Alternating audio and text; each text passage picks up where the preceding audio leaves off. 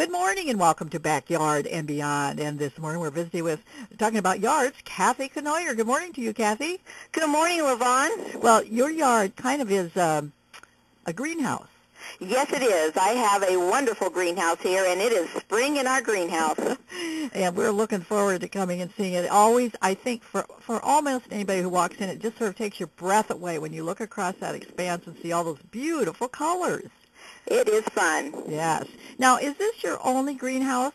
No, we have one located in Papillion, Nebraska. Yeah, and my understanding is, and I regret I didn't go online this morning to look, my understanding is that's an experience in itself. Oh, it is. It is a huge garden center.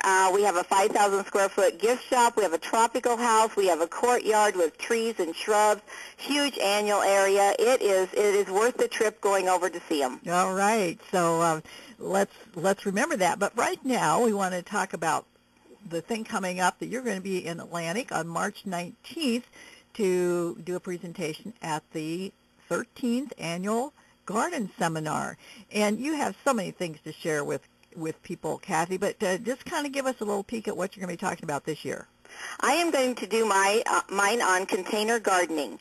And I am bringing I will be bringing a lot of plant material with me. I will be bringing containers with me. I just want people to know it's a new style of gardening using the annuals, perennials, trees, tropicals, herbs, vegetables in containers.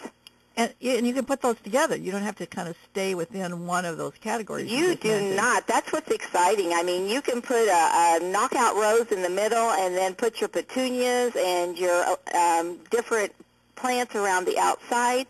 There's just no end to what you can do. It's kind of your own style, whatever you want it to be. Now, something that I've been seeing, it seems like to me as I'm looking through this spring's garden magazines and looking at both the yard kind of things and the container things, are what I call hen and chickens. Oh, yes. Aren't those being used more than we maybe have in the past in terms of containers? Yes, and actually they're called succulents. Uh-huh. The succulents, and I will be planting up succulent bowls and allowing people to do that. I am bringing materials that people can plant their own succulent bowl and take it home with them. Oh, exciting. And the succulents are a big thing because they're eco-friendly. You don't have to water them much. They'll go in the house. They'll go outside. They are so versatile, and they are gorgeous. So this is a great way to get to put hands on here, Kathy, in your session. Are you doing it more than once or just one time? I am doing two sessions, the 9:20 and the 10:30, back to back. So saying that, I just want to remind folks there are 4 sessions and lots of topics to choose from, but this way you can sign up for Kathy's on one time and put it as your second choice on another, or a first choice on another time. So if you don't get in one time, you can it's like there's a way you kind of manipulate things sometimes to get in, because people need to, this is going to be popular, Kathy. People need to get registered and get signed up. They do need to get registered. We're allowing 75 people to plant the succulent bowls. That's what I have material with me that I'm bringing. All right. So to get registered, people can, a lot of the stores have the brochures around towns. I'm not sure whether you have some at Canoyer's. You're not open yet, right? We are not. We open April 8th. Okay. So they can't come to Canoyer's to get a brochure, but a lot of other places. But if you have access to the Internet, of course, just what I do is Google in IWWCC Atlantic, and up it pops. You click on it, and there's the form and the brochure and everything you need. So that's an easy way to get the registration information. And it is $35, but that includes your breakfast and your lunch and getting to see Kathy in a presentation and lots of vendors and on and on and on. It's wow. People may be getting tired of hearing me talk about the garden seminar, but Kathy, one of the things that's really a positive about you is that you don't have to have a huge big yard. You can just do pots.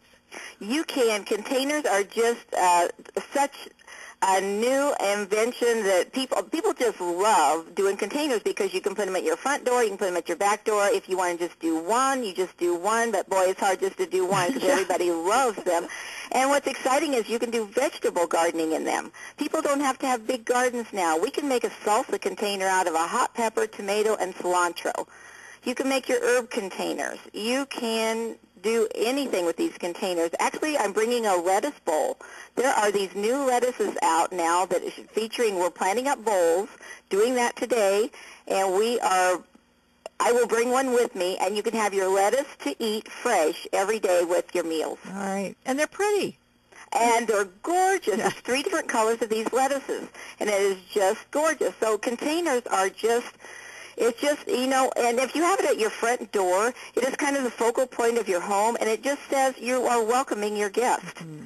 Now, you maybe are going to talk about this a little bit more, but just for those who are listening, do we need to add a lot of fertilizer? What about water? What are some special things about containers that we need to remember? We need to remember that we need to water them more than likely every day. When we get into the summertime, watering is so important. I think people don't water as much as they should, and fertilizing is very important. Here at Canoyers, we fertilize every day. Fertilizer runs through our system every day.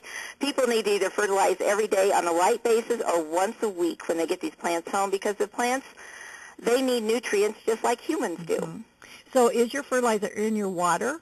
I have a big tub of it that a tube runs in there, so I just run it through through my water line, and if I don't want it to do that, then I just pull that tube out of that container. Okay. So and Kathy and other folks like you can give lots of great advice if we're getting into this new kind of thing to us. And you will have lots of suggestions. You know, if somebody came to Canoyers, you'd have lots of suggestions of things to put together. So it's one of those things that's a benefit to us to have somebody's experience to you. Kathy, when did you start growing things? I don't mean commercially, just in your life. When did you start growing things? I think when I was first married, we just started planting gardens and planting flowers. So it's been a long time. I just love doing that. I don't think I did it as a child at home as much, but after I was married and with the kids, and it was just a fun thing and turned into quite a hobby for us. So when you mentioned kids, you had the kids in the garden with you. We do. We have 3 children, and they're all 3 in our business right now. Okay. And they learned that right there with you when you started gardening. You know they did. Yeah. They did. And it's so nice that they have the love for this just like Craig and I do. Yes. So now this may be a tough one for you, Kathy. Tell me not just one favorite, but a couple of favorite annuals. Now, see, then I'm going to ask you your favorite perennials. But do you have a couple of favorite annuals? And I do. I think some of my favorite annuals are these super petunias. We believe in this proven winter product, and these super petunias give you color all spring, all summer long until frost. They just are a no-brainer. And there is something else out there called Snow Princess, and it's like a lissome, and it came out last year, and it blooms all spring and all summer. It's a white, fragrant flower, and it is gorgeous. And I love the petunias because they give you a lot of color. I love the Snow Princess because it gives you a lot of color. I love the verbenias. We work with a lot of verbenias, petunias.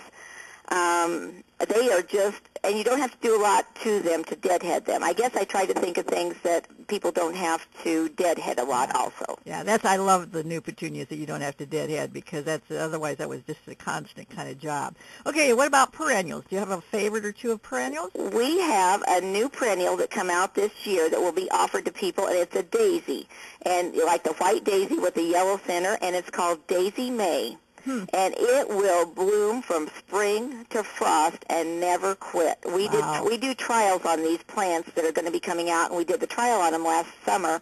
It never quit blooming. It is a gorgeous daisy to have. And would that be good for cut flower also? It is, yes.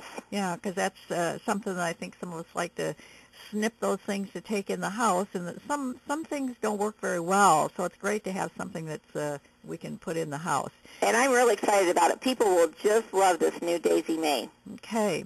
Now, a problem that some people have are like hills or places they don't want to mow, and they might be looking for a ground cover that will cover the weeds and won't take much care. Do you have anything there you recommend? There are a lot of ground covers that we have. We have the sedums. I was trying to think what else would be a good one for that. I'm just not thinking right off the top of my head. Yeah, I know. I'm just. But the sedums work really good, and we have something called it's called vinca, and I know there is vinca in, like your vinca vine that you think of, but this vinca, it looks like the vinca vine, but it's a perennial, and it's a wonderful ground cover. Okay, so we might want to look into that if we have a spot that we want to cover up and not have to work a lot. Right. So let's remind folks again, Kathy, you're going to be at the annual Garden Spring Show coming up March 19th. Get yourself registered, folks. If you have any questions, give me a call. And we want to thank you very much, Kathy Canoyer, for taking time to visit with us. Thank you, Lavon. You have a nice day. Okay. Until next time, here's a thought. Keep a green tree in your heart, and perhaps a singing bird will come.